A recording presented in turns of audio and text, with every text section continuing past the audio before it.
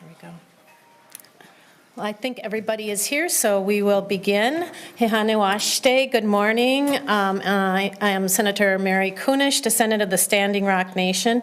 We really appreciate you being here today. It probably feels a little odd after a whole year of none of this, and then to have this opportunity. So we appreciate that you're joining us here. And so we are here to update folks and address the historic violence and tragedies of our American Indian communities once again, specifically around the missing and murdered Indigenous Women's Task Force and the tragedies of our communities, specifically Native American. So back in 2019, we passed the task force to create a missing and murdered Indigenous Women's Task Force, and that was created through a unanimous bipartisan support of the Minnesota Legislature, coordinated by the Minnesota Department of Public Safety. Wild research that was led by Nicole Martin also conducted the considerable research in supporting the task force and was able to compile data to create probably the most comprehensive report in the nation and give us a snapshot picture of what's been going on in our Native communities here in Minnesota. But the research actually confirmed our suspicions that Indigenous women, girls, and Two-Spirit people are far more likely to experience violence, be murdered, or go missing compared to any other demographic group here in Minnesota.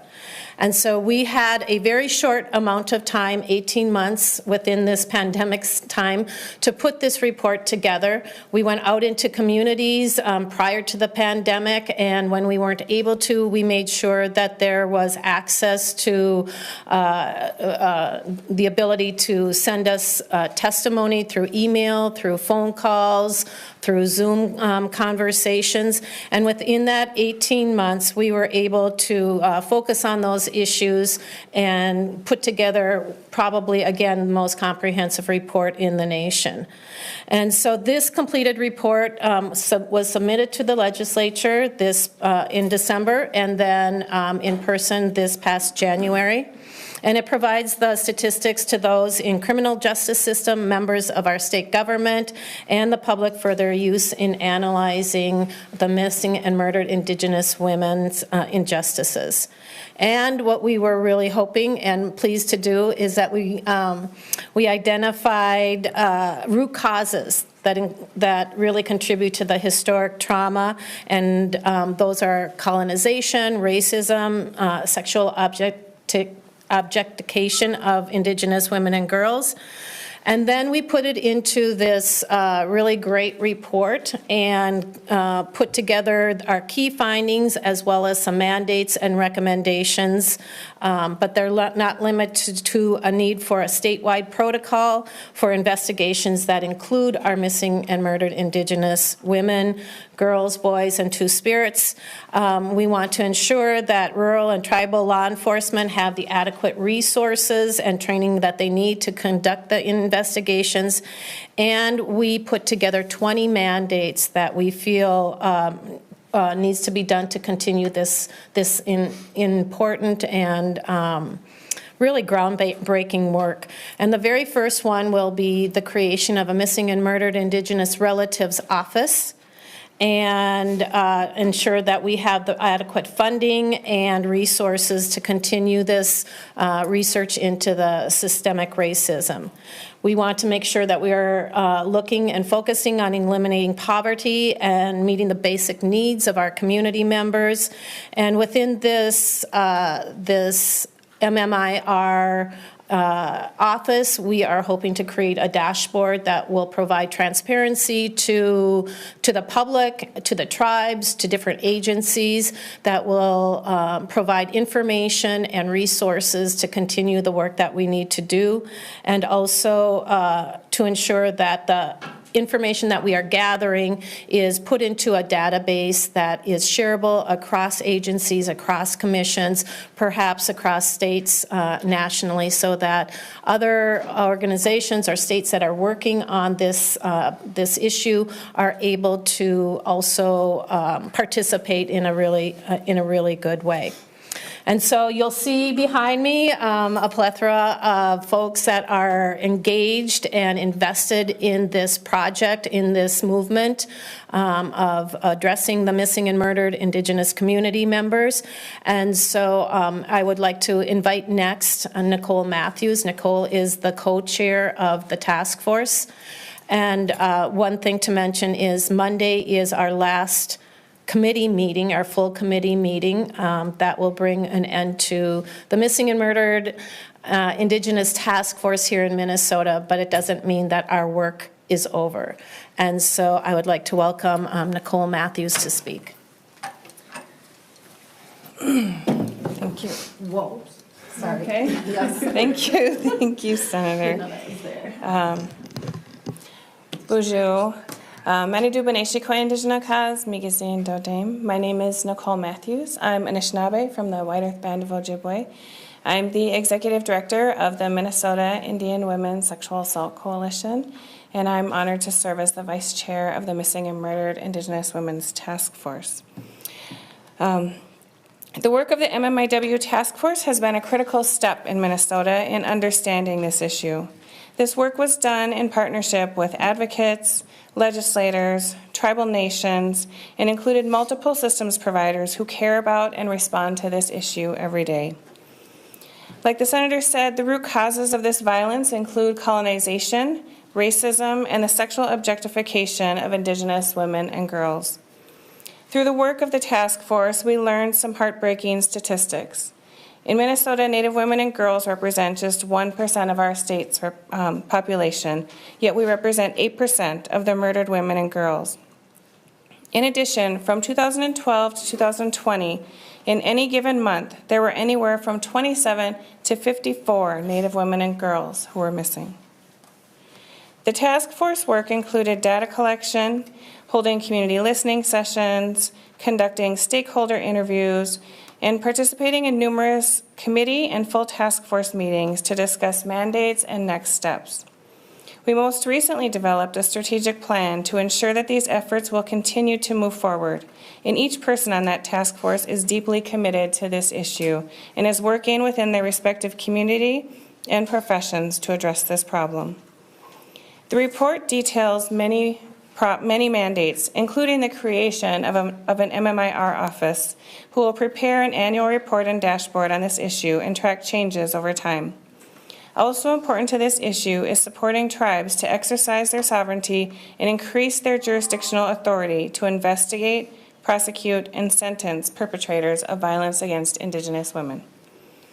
Already this year, we lost Nada Frank, who was murdered last month in Brooklyn Park.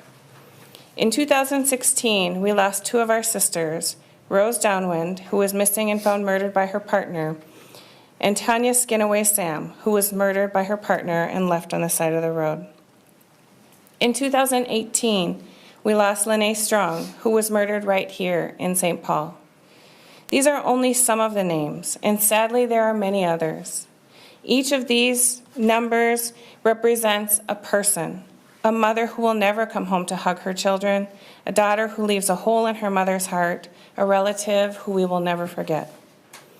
As an Indigenous woman, mother, and grandmother, this is about so much more than just another report or another task force. The report and the work from this task force tells the stories of real people, our relatives, our daughters, our sisters, our aunties, and our two-spirit relatives. As we prepare to host the last official meeting of the MMIW Task Force, I urge our policymakers and legislators to pass the critical legislation to create an MMIR office in Minnesota and send a clear message that they care about and are committed to protecting the lives of the people on whose land we all stand.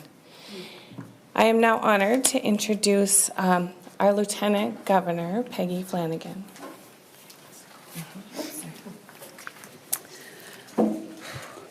Well, good morning, everybody. Bonjour.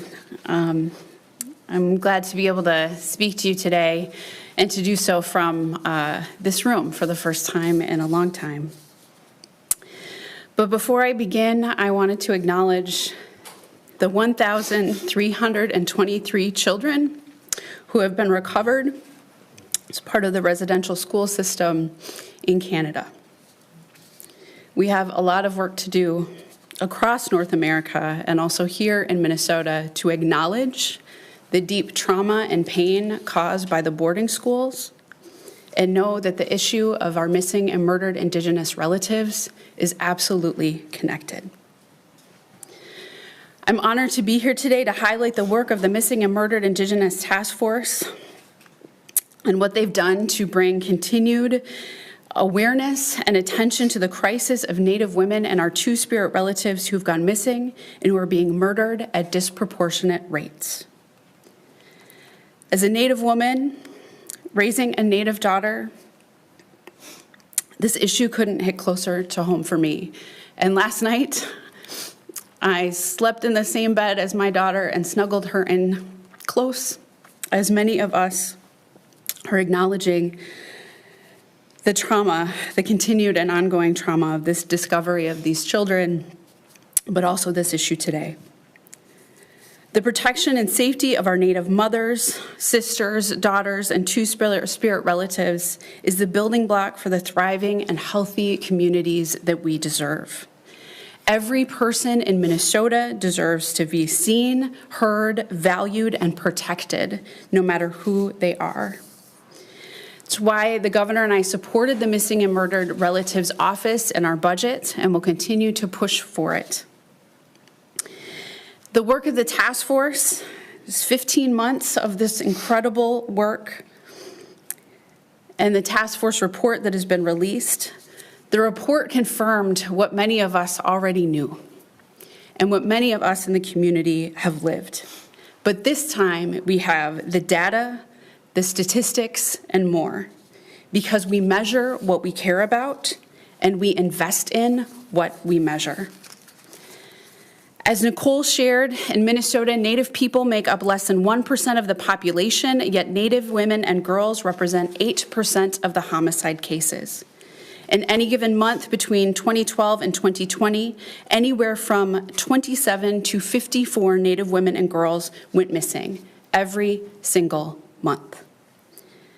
Every Native woman I know has experienced violence.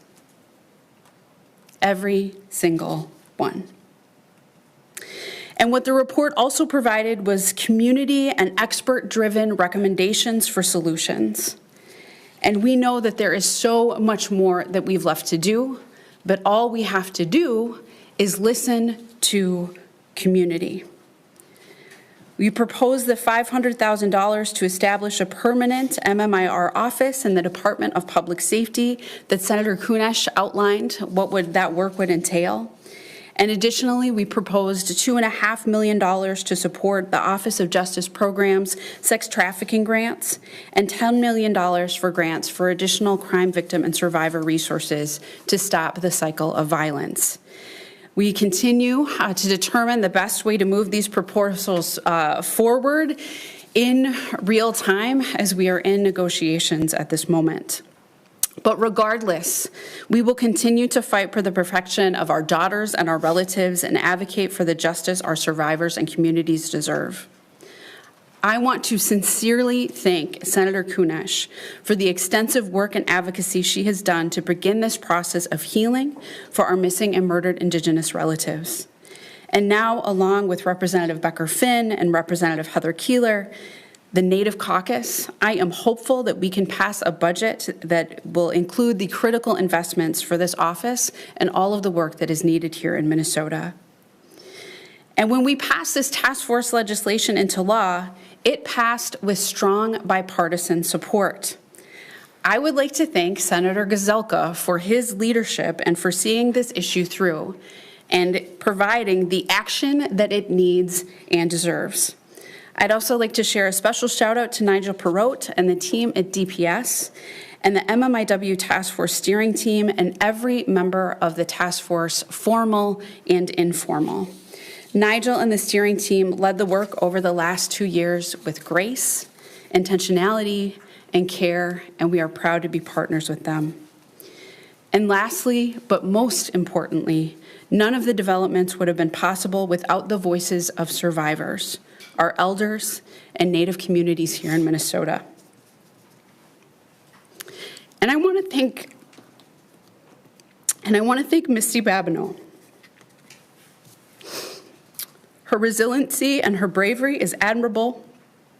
And while we shouldn't have to relive our trauma in order to take action, she shared her story and educated decision makers.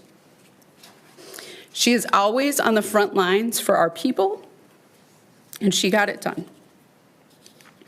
For Native people who've been living in this world of fear, we all know that this isn't something that can just be fixed overnight. Healing and justice takes time, but the work happening is well overdue and a step in the right direction in ensuring all of our people are safe. While they aren't here today, community set up hundreds of little red dresses across the lawn last month. The sea of red making it impossible to look away. I will never forget that image or the power of standing next to Native legislators and advocates, speaking on our own behalf, asking people to listen. And I know that in this moment in Minnesota, we are at a reckoning. And I know that we can have healing and accountability simultaneously. So Chi-miigwech for having me today. It is now my honor to introduce my friend and ally in the legislature, Senator Torres Ray. Thank you, Lieutenant Governor. Thanks to all of you, but thank you. Thank you for bringing us together and for doing this work and for being relentless. I started this work with Representative Kunesh-Podein, my partner, and now we're in the Senate together, so watch out. It is such an honor for me to be here and to really let you know that my roots are in this work.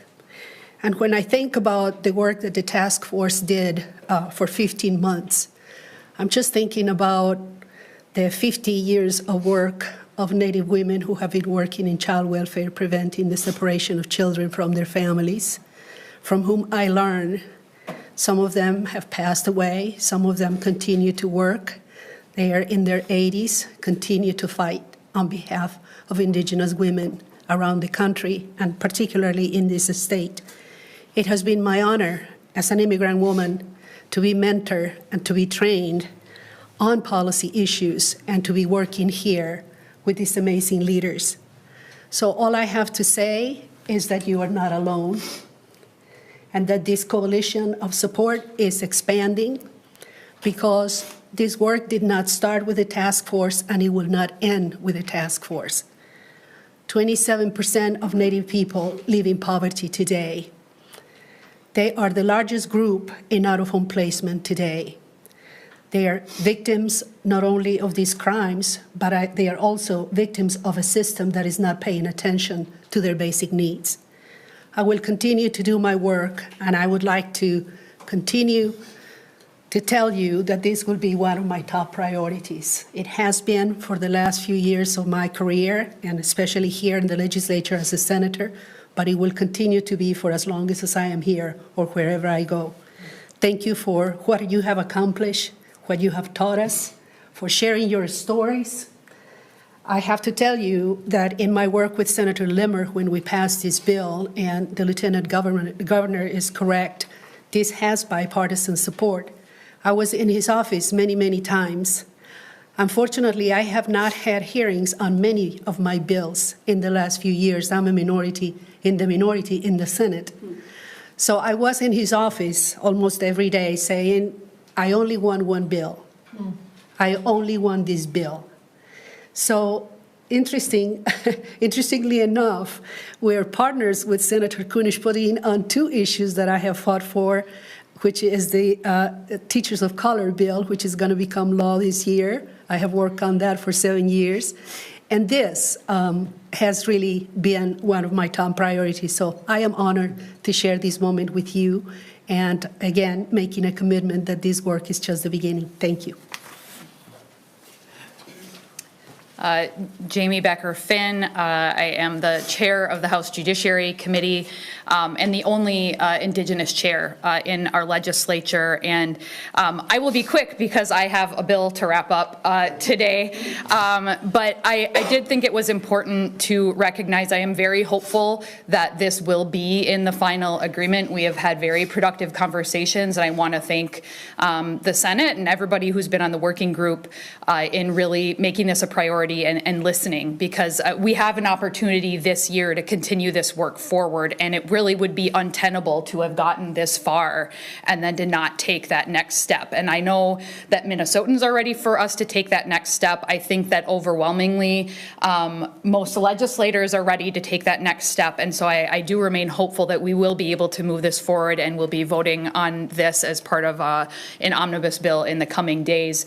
I do think it has struck me as we have had these budget negotiations how important it is that people like myself and Lieutenant Governor Flanagan and Representative Keeler and Senator Kunish are here, because I am at that table as we're debating what is in that bill and as we're negotiating and making sure that these priorities remain our top priorities. And so I want to thank Senator Kunish and others who have gotten it this far, and commit to really everybody in our state, and especially our Indigenous relatives in this state, that we will commit to getting this done and taking the next step. So thank you very much, Chi-miigwech.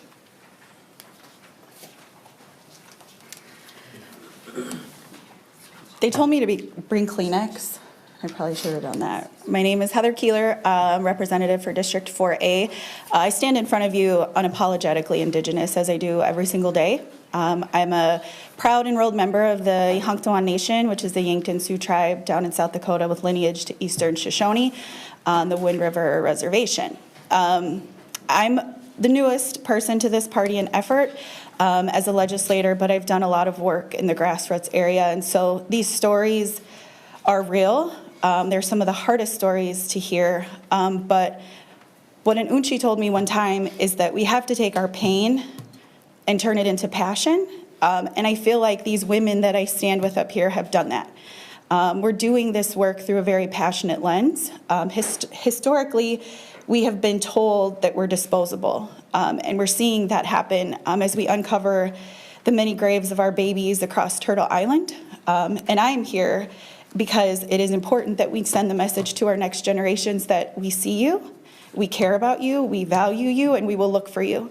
Like many have said, data tells a story of the things that we care about. We have not had a database to share this story, and so I really hope that we move forward collectively and together to share the message to our next generations that you matter. As a mom and as a future Unchi, it really matters that our kids know that they're valued on the land in which we're standing on. This is Turtle Island. We are here together, we're here collectively, and the message is that we care and we will not give up on this work. Pilam.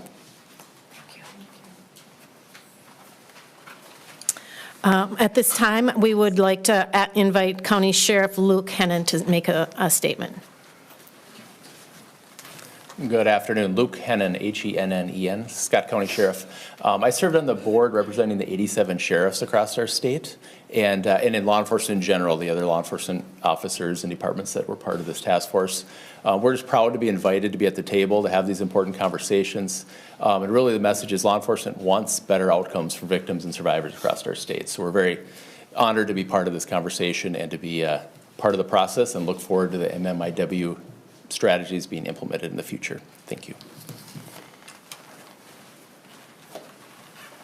Bonnie Claremont, would you like to make a statement? Good morning. I think it's still morning. I want to thank, first of all, I want to thank the Creator for bringing us all together, and for this day, for the report, and for so many things. But I want to also thank Senator Kunish, Nicole Matthews, for your leadership on the task force. Thank all the members of the task force, all our allies, all those in positions that can influence and move forward our voices and the things that our relatives need.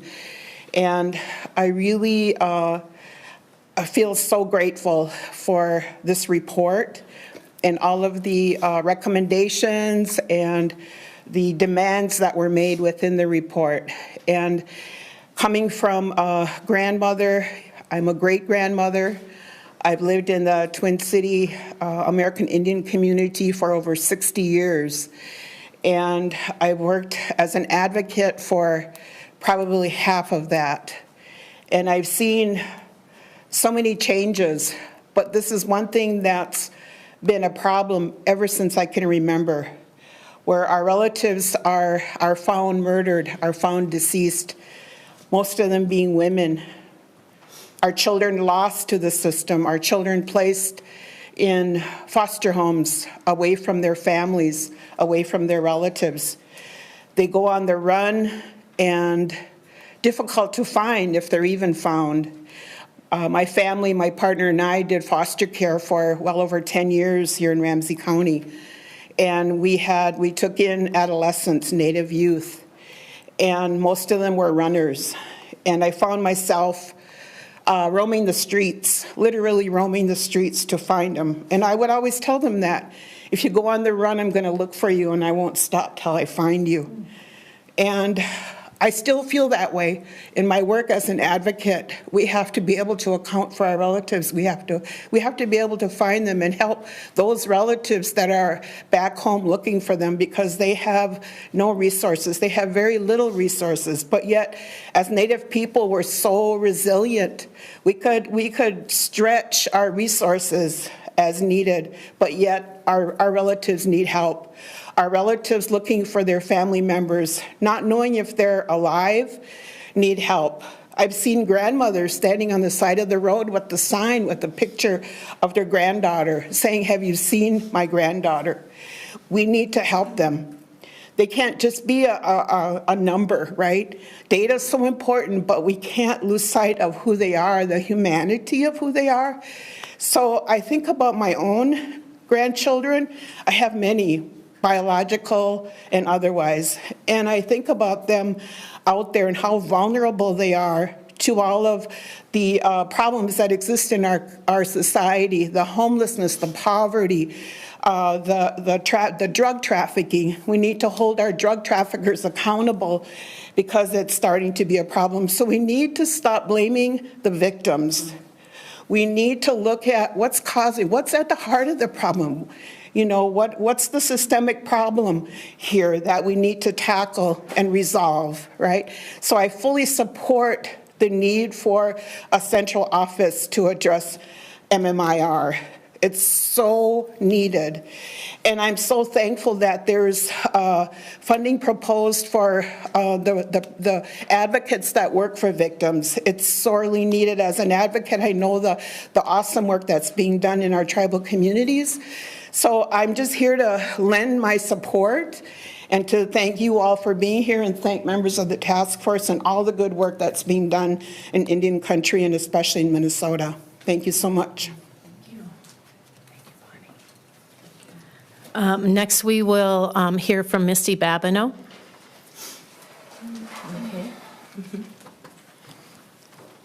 Hello. I spent the last few days trying to find the words to say. I've just been finding tears. I'm angry and I am grieving. The last few weeks have been nothing but numbers and statistics. Hundreds and hundreds of babies found buried at institutions dubbed as schools. And for those of you who aren't Indigenous, I want you to imagine what that would be like. I want you to imagine opening up the paper and reading that your local elementary school, they found hundreds of babies there. What would that outrage be? What would you seek? And then I want you to multiply that on a national scale and a continental scale. Minnesota had 16 of those concentration camps. That's what they are. They weren't boarding schools. And I just think about all those babies who never got to come home, all those mamas. And I'm also humbled. And this is where I cry tears of joy, actually, because we are so resilient. I look behind to my sisters back here, and I just want to acknowledge something that I was told a long time ago, that when the Eagle Nations and the Condor Nations fly together, that's when we're going to bring great peace and healing upon this world. And Senator Kunish and Senator Torres Ray started that work here. And that was due to decades and decades of on-the-ground work that was done by community members and advocates in our community. So I wanted to take a moment to honor all of you, grandmas and aunties who came before us, who gave me the strength and the space to start my healing journey and to be able to use my healing journey as a way to hopefully find justice and peace for the rest of my family and my community, my people, because that's all I'm doing this for. And we told you that this was happening and we weren't believed. And now you have the numbers. We deserve healing. We deserve peace. And we know what that looks like and we know what we need. So I'm begging you to provide us with the opportunity to make that happen. Thank you. Anin, my Anishinaabe name is Nagamos Zibi Unseekwe. My English name is Chris Stark. I'm honored to be here. Aminu Gijigad, it's a good day. And this is going to be hard. I'm a survivor of all sorts of things growing up here in Minnesota as a child. But the hard part is what we're talking about with the babies who have gone missing over the years. And with a 92% drop in population in the Indigenous community, all Indigenous people alive today, we have generations behind us of MMIR. And we carry that with us. And advocates in the Native community who have talked to so many women, men, children over the decades doing this work, laying the groundwork, so that we can be standing up here saying that we need an MMIR office in order to bring justice, bring healing, bring peace to our communities, to prevent injustices going forward, but also backwards. I've been told that when we do our healing now, we are also helping to heal our ancestors who went before us, and they're also in need of healing. They're in need of justice, and many of them disappeared, and we don't know their names, and we don't know where they are. And the work that we're doing now and the work that we'll do with this office is going to bring peace and justice and healing to all of us. I want to say one thing about some women that I spoke with who were trafficked on the ships in the Duluth Harbor for decades. And one of them was close to 60, and she was living in transitional housing in the city of Duluth. And I conducted my interview with her. I talked with her, and at the end, she started crying, and she said it was hell. She said being out on those ships was hell. And she cried, and she cried, and then she asked me, please, just get us a table so we can put some pamphlets on that table and a room so that we can come together and talk, because every day I wake up depressed. Every day I wake up wishing I wasn't here anymore.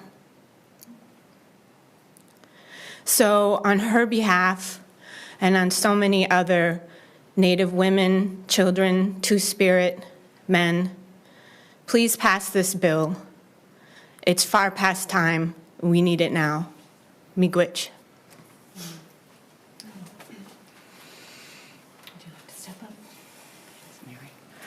Representative Barb Haley from Red Wing. I represent the Prairie Island Indian community, and I was born and raised in Red Wing, and so have been around friends of that community my entire life. I came into the legislature with Senator Kunish. We were freshman roommates in our orientation. So honored to have been asked to represent my caucus as part of this work, and thank you, Senator Torres Ray, as well. Good policy doesn't happen easily, and it takes a lot of time, and it takes people to step up and fight through the slog, and that's what these women have done with all these meetings, especially complicated because of COVID and Zoom and people being remote. So I thank them for their tireless effort and the outstanding report that's been completed, and hope to be able to move this forward in a bipartisan fashion. And thank you to the advocates and the people who have told their stories. I'm certainly an outsider to that life experience, but it is painful to hear, and we should all be concerned about it. The recent PBS story on the schools, just coincidentally, a high school student that I know was a student at St. Ben's was part of that research study, so I've kind of been watching her work and watching that report. So thank you again for all of your hard work, and I support your efforts to get this passed. Thank you. So that concludes this part of our meeting here today, our press conference. I want to thank all of you that came here today to once again share your dedication to this issue, as well as your continuing support of the legislation that we hope to pass before Monday. And really want to express my appreciation for all the members of this task force.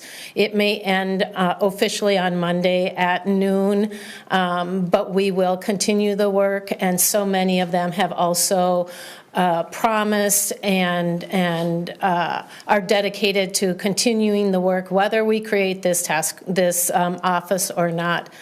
We can't say enough Pilamia, Woplatanka, Chimigwich to those that step forward, such as our survivors and family members of lost ones who have told their stories again and again.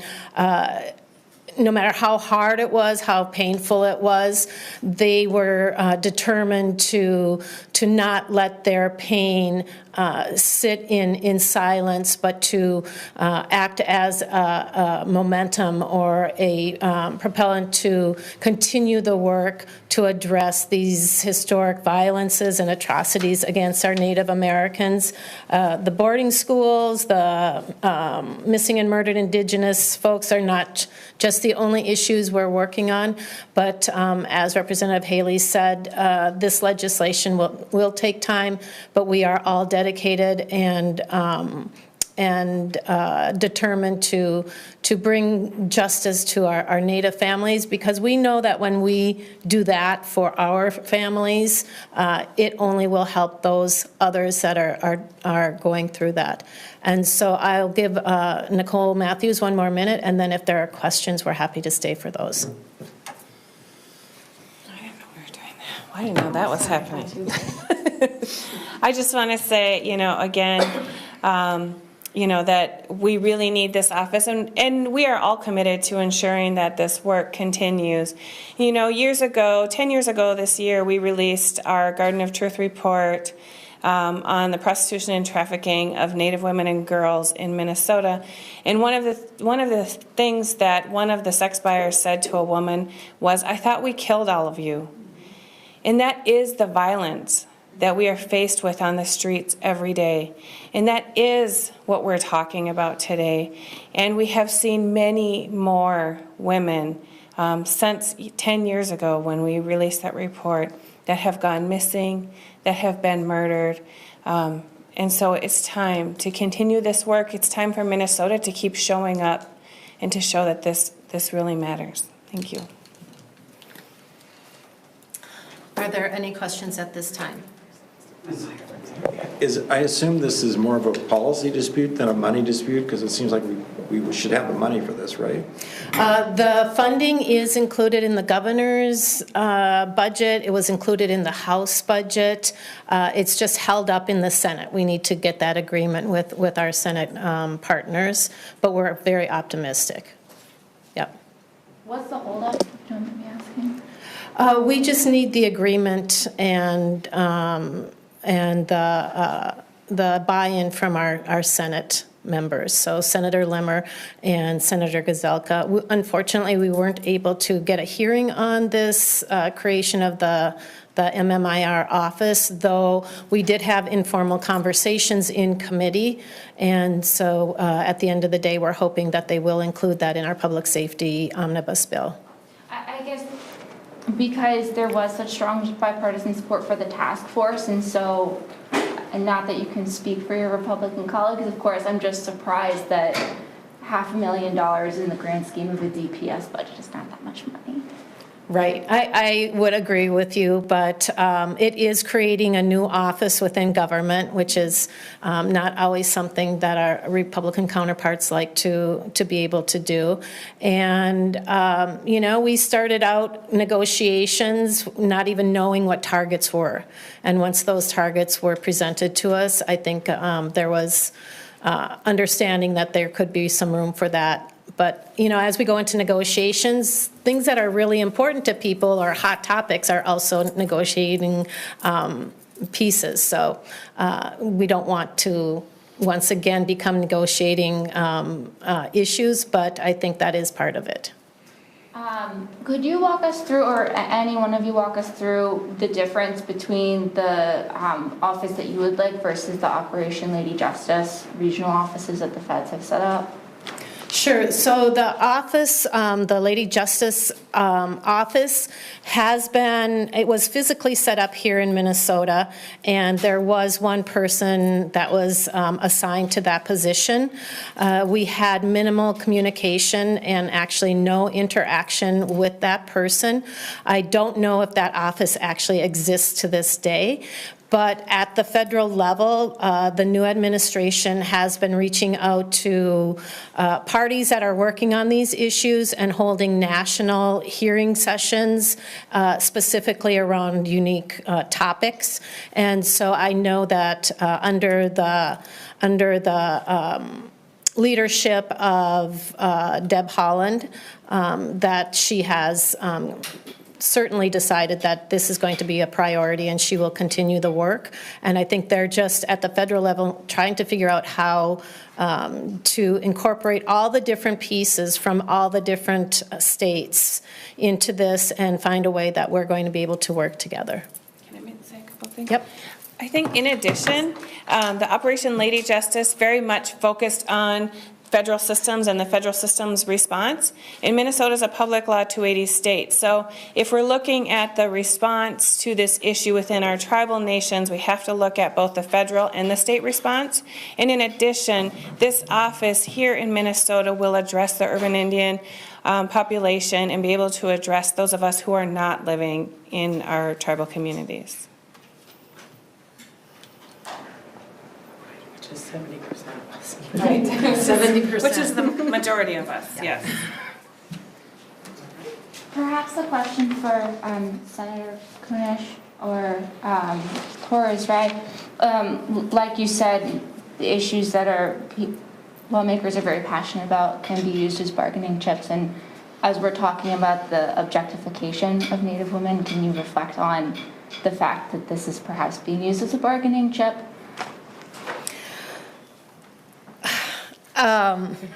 That's like really an emotional question because that's the way it's been all along historically. The government will give and take, and they'll use that carrot in front of the tribes in order to manipulate either land ownership or water rights or tribal agreements that they never intend to keep. And so when we see things like that happening, where in the past we've had 100% support, especially after hearing the stories that that we can't ever forget. And then to bring this piece of legislation forward that would continue that incredible work that we've already started, that we know is not finished, and that there is so much to do. Yeah, it's not only hurtful, but it's also disrespectful to the communities.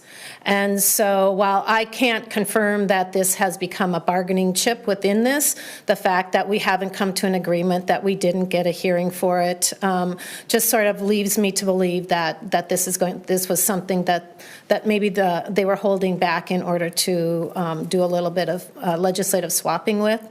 But that's politics. That's the legislature. So. Sorry for the loaded question. Yeah. Any other questions?